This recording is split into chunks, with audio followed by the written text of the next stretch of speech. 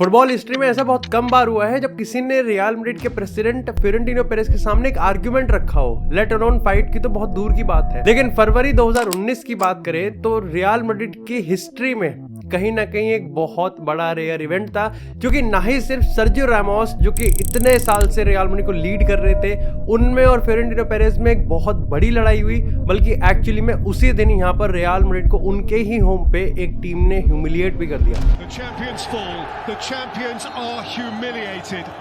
थोड़ी सी back story को जान लेते हैं।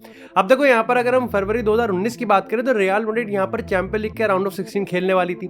ऐसे में यहाँ पर जो उनका ओपोनेंट था वो कोई और नहीं बल्कि आईएक्स थी, और उस पर्टिकुलर टाइम पे आईएक्स सबसे हॉट स्पॉट टीम थी। यहाँ पर एरिक टेन हैग की टीम लगभग on an average her game में 4 से 3 गोल मार रही थी, लेकिन सामने रियल मैड्रिड थी। तो तुम लोग कहोगे कि रियल मैड्रिड तो ऑब्वियसली यहाँ पर टाइटल कंटेंडर होगी ना यहाँ पर चैंपियन लीग की, तो उनको डरने की क्या जरूरत थी। देखो डरने की जरूरत पर्टिकुलरली इसलिए थी क्योंकि ये पहला सीजन था विदाउट क्रिस्टियानो रोनाल्डो, और ये पहला ही सीजन था जब 3 पीट के बाद जिडान भी रियल मैड्रिड को छोड़ के चले गए थे। ऐसे में लोपेतेगुई को साइन किया गया था, लेकिन अल्टीमेटली वो भी सैक हो गया। सैंटियागो सोलेरी को कमान दी गई कि वो अब रियल मैड्रिड को लीड करेंगे। लेकिन यहाँ पर इसी महीने में जहां पहले लेग में आईएक्स के होम पे जाकर रियल मैड्रिड ने 1 गोल की बढ़त के साथ एक अच्छा एडवांटेज तो लिया, लेकिन उसी गेम में सर्जियो रामोस का येलो कार्ड भी हो गया। इसका मतलब ये था कि सर्जियो रामोस अब अगला गेम यहाँ पर मिस करने वाले हैं, अगला लेग। और ये जो पॉइंट है ना, ये थोड़ा सा क्रूशियल है, आगे स्टोरी में जरूर काम आएगा। सेकंड लेग की बात करें तो उसका मोमेंटम ऑब्वियसली काफी ज्यादा हाई था। उसका पर्टिकुलर रीजन ये तो था ही था क्योंकि एरिक टेन हैग की आईएक्स एक बहुत बढ़िया गेम खेल रही थी, लेकिन उसमें कहीं ना कहीं कंट्रीब्यूटिंग फैक्टर ये था कि रियल मैड्रिड जो कि फर्स्ट लेग में काफी एडवांटेज पे थी, सेकंड लेग में आते आते वो कब कंटेंडर से एक पोटेंशियल अंडरडॉग बन गए उसकी कहानी समझ लेते हैं। असल में सेकंड लेग से पहले यहाँ पर 2 एल क्लासिको होते हैं। सोचो एक फुटबॉल कैलेंडर में 1 एल क्लासिको की अहमियत इतनी ज्यादा होती है या 2 एल क्लासिको होते जिसमें एक तो नॉकआउट ही था। और यहाँ पर पहले एल क्लासिको में बार्सिलोना ने रियल मैड्रिड को 3-0 से पेला, और उसके बाद यहाँ पर लीग के एल क्लासिको की बात करें तो यहाँ पर 1-0 से हराया। यानी कि 2 back to back El Clasico में रियल मैड्रिड बार्सिलोना से दोनों ही चित हो गई। और यहाँ पर जब अल्टीमेटली आईएक्स के सामने आई तो टीम ऑलरेडी बहुत ज्यादा डिसग्रंटेड थी, बहुत ज्यादा डिसोरिएंटेड थी, और कहीं ना कहीं लैक ऑफ मोटिवेशन भी था। गेम स्टार्ट होता है और पहले 7 मिनट के अंदर ही यहाँ पर टाडिच जीएच को सेटअप करते हैं और आईएक्स अपना पहला गोल स्कोर करती है। अभी तक देखो यहाँ पर अभी भी अवे गोल का रूल होता है, तो इसका मतलब रियल मैड्रिड के 2 अवे गोल हैं और आईएक्स के 1 अवे गोल है। एग्रीगेट पे दोनों टीम है, लेकिन अभी भी आईएक्स को यहाँ पर 1 अवे गोल और स्कोर करना पड़ेगा, और इसी के साथ वो यहाँ पर कुछ ही मिनटों बाद एक और ब्यूटीफुल सा गोल स्कोर कर देता है। और अब एग्रीगेट यहाँ पर 3-2 भी हो गया और अवे गोल पे भी आईएक्स यहाँ पर काम कर गई। ऐसे में आईएक्स अगर एक और गोल स्कोर कर देती तो रियल मैड्रिड को बदले में 2 गोल स्कोर करने पड़ते अवे गोल के हिसाब से। अब ऐसे में यहाँ पर सेकेंड हाफ की बात करें तो ये जो आईएक्स ने गोल स्कोर किया था इसने रियल मैड्रिड को झंझोड़ के रख दिया, क्योंकि ये प्रॉपर एक टीम गोल था जहां पर रियल मैड्रिड सिर्फ बॉल ताकती रह गई। और पूरे गेम की थीम ही ऐसी थी कि यहां पर रियल मैड्रिड जैसे ही अपना फुटहोल्ड जमाने की कोशिश करती तभी आईएक्स यहां पर एक और गोल दाग देती। इसके बाद यहां पर जब गेम पूरा डन एंड डस्टेड लगता है, कहीं ना कहीं वो कमबैक वाला जो हिंट होता है, कहीं ना कहीं वो रियल मैड्रिड कुछ भी कर सकती है, उसकी एक होप दिखी जब रियल मैड्रिड ने कंसोलेशन गोल मारा। लेकिन जैसे ही यहां पर थोड़ी सी भी होप और आगे बढ़ती, आईएक्स ने अपना चौथा गोल मार दिया directly from the free kick. और वहीं पर ही ना ही सिर्फ रियल मैड्रिड की टीम को, ना ही सिर्फ मैड्रिड के मैनेजर को, ना ही सिर्फ फ्लोरेंटिनो पेरेज को, बल्कि पूरे सैंटियागो बर्नाब्यू को पता चल गया कि ये गेम डन एंड डस्टेड है। और शायद से असल में जैसे ही इटालियन मीडिया ने इस चीज को जो टर्म दिया था वो अब सच हो गया, fall of the gods. Event इतना ज्यादा बड़ा था कि उसके बाद अगर हम अक्रॉस द ग्लोब की अगर हम सारी मीडिया रिपोर्ट्स की बात करें तो यहाँ पर अगर हम स्पेनिश मीडिया की बात करें तो मार्सा ने इसको यहाँ पर एक एम्बैरेसमेंट कहा था रियल मैड्रिड के। वहीं अगर हम बार्सिलोना बेस्ड मुंडो डेपोर्टिवो की बात करें तो उन्होंने कहा कि आईएक्स ने यहाँ पर चारों खाने चित करा रियल मैड्रिड को। इसी के साथ अगर हम यहाँ पर इटालियन मीडिया की बात करें तो उन्होंने लिखा fall of the God. French media की बात करें तो उन्होंने कहा कि यहाँ पर एक इंसल्ट हुई है रियल मैड्रिड की।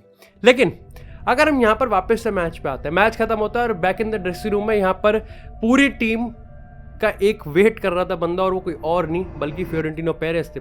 फ्लोरेंटिनो पेरेज टीम से पहले ड्रेसिंग रूम में पहुंच जाते हैं और सबके आने का वेट करते हैं। और जैसी टीम आती है, तुम सोचो रियल मैड्रिड की टीम जिसमें यहाँ पर गैरेथ बेल भी थे, जिसमें यहाँ पर विनीसियस भी था, जिसमें Luka Modric, Toni Kroos, Karim Benzema, ये सारे प्लेयर्स थे।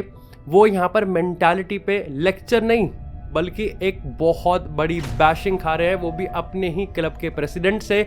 और ऐसे में जब ये पूरा का पूरा सिनेरियो चल रहा था, पूरा टेंस मोमेंट था, और ऐसे में यहाँ पर कोई और नहीं बल्कि सर्जियो रैमोस, जो कि उस मैच में खेले भी नहीं थे। अब यहाँ पर थोड़ा सा मैं पहले बैक स्टोरी और समझा देता हूँ कि सर्जियो रैमोस ने पहले मैच में जो येलो कार्ड लिया था उसकी वजह से सस्पेंड थे। ऐसे में यहाँ पर ऑलरेडी सर्जियो रैमोस को काफ़ी ज़्यादा क्रिटिसाइज किया जा रहा था कि उन्होंने एक ज़बरदस्ती मैच में एक येलो कार्ड लिया है, जिससे उनको इस मैच में ना खेलना पड़े और वो आगे के मैचेस खेल सके, क्योंकि सबको लग रहा था कि रियल मैड्रिड तो बहुत आराम से ही आयेक्स को हरा देगी। ऐसे में यहाँ पर सर्जियो रैमोस ने पहले तो इस चीज को मान लिया था कि हाँ उन्होंने यही टेक्निकली करा, लेकिन बाद में उन्होंने यहाँ पर इस चीज को पब्लिकली डिनाई करा कि उनका कोई भी ऐसा इंटेंशन नहीं था और येलो कार्ड उन्होंने जबरदस्ती नहीं लिया। इसके बाद यूएफए ने उन पर इन्वेस्टिगेशन बिठाई और 2 गेम का उनको पनिशमेंट भी दिया। ऐसे में वापस से अगर ड्रेसिंग रूम के ब्रॉल पे आते हैं तो यहाँ पर सर्जियो रैमोस उठ के खड़े होते हैं और उन्होंने डायरेक्टली फ्लोरेंटिनो पेरेस को रिप्लाई किया कि हम पे कहने से पहले फ्लोरेंटिनो पेरेस को ये समझना चाहिए कि पूरी स्क्वाड की प्लानिंग ही खराब थी। पूरा कैलेंडर ईयर की हम बात करें, पूरे सीजन 2018-19 की प्लानिंग ही ज़्यादा खराब थी। जिस मोमेंट में वो बोला गया, फ्लोरेंटिनो पेरेस ने उनको एकदम रिप्लाई किया, I will throw you out, सबसे पहले भाई तू ही जाएगा यहाँ पर। इसके बाद सर्जियो रैमोस एक बार फिर से यहाँ पर रिप्लाई करते हैं कि मेरे को मेरा पैसा दो और मैं यहाँ से चल दूंगा। मैंने इस क्लब के लिए, इस जर्सी के लिए, इस बैच के लिए, इन फैंस के लिए और तुम्हारे लिए भी लेजिट अपनी जान दी है, इतने सालों से लीड किया है, मुझे मेरा पैसा दो और मैं यहाँ से चला जाऊंगा। ये मोमेंट पूरी टीम के सामने हो रहा था, ये मोमेंट मैनेजर के सामने हो रहा था, ये मोमेंट पूरे स्टाफ के सामने हो रहा था। एक कैप्टन जो कि पिछले 14 साल से लीड कर रहा था, और अगर हम बात करें यहाँ पर एक प्रेसिडेंट जिसके सामने कोई आर्ग्यूमेंट भी नहीं रख सकता, ये उनके बीच की बात थी। लेकिन ये कोई पहली बार नहीं हुआ था और ये ना ही आखिरी बार हुआ था अनफॉर्चुनेटली। इससे पहले भी यहाँ पर 2 इंसिडेंट और हुए थे जहां पर सर्जियो रैमोस ने ना ही सिर्फ आर्ग्यूमेंट बल्कि डायरेक्टली टो टू टो और हेड टू हेड आर्ग्यूमेंट रखा था। जहां पर 2013 में उन्होंने सीधा फ्लोरेंटिनो पेरेस के मुंह पे कहा था कि या तो इस समर में जोसे मोरिनियो रुकेगा या फिर ये टीम रुकेगी। और ना ही वहां पर सिर्फ सर्जियो रैमोस अकेले थे बल्कि बिग स्टार्स, चाहे हम बात करें यहाँ पर क्रिस्टियानो रोनाल्डो की, चाहे बात करें मेसुत ओजिल की, चाहे हम बात करें हम सर्जियो रैमोस की, मार्सेलो की, सब के सब सर्जियो रैमोस के साथ थे। 2015 में भी यहाँ पर ऐसे ही हुआ था, जहां पर 2014 के ला डेसिमा के बाद सर्जियो रैमोस को लगा कि वो डिजर्व करते हैं यहाँ पर एक बहुत बड़ा कॉन्ट्रैक्ट और एक रेज रियल मैड्रिड में, और मैनचेस्टर यूनाइटेड का यहाँ पर एक ऑफर भी आया था रैमोस के लिए।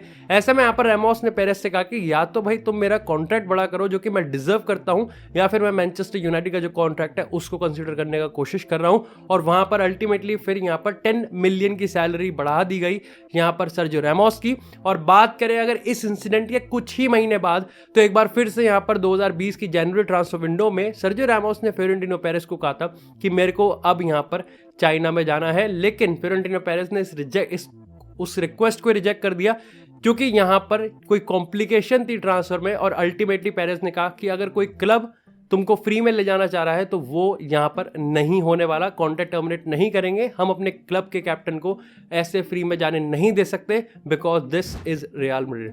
लेकिन आज भी अगर आप एनालिस्ट की बात करोगे तो सब लोग यही बोलते हैं कि इवन दो 2021 में अल्टीमेटली सर्जियो रैमोस ने रियल मैड्रिड को छोड़ा था, लेकिन ये आयेक्स का वो इंसिडेंट, ये वो रात बन जाती है जहां पर अल्टीमेटली डिसाइड हो गया था कि सर्जियो रैमोस और फ्लोरेंटिनो पेरेस के बीच में जो रिलेशन है वो अब कभी भी यहाँ पर वापस से रिपेयर नहीं हो सकता। इवन दो छोड़ते छोड़ते भी रैमोस ने कह ही दिया था कि वो फ्लोरेंटिनो पेरेस और उनके बीच का जो रिश्ता है वो एक फादर और सन का है।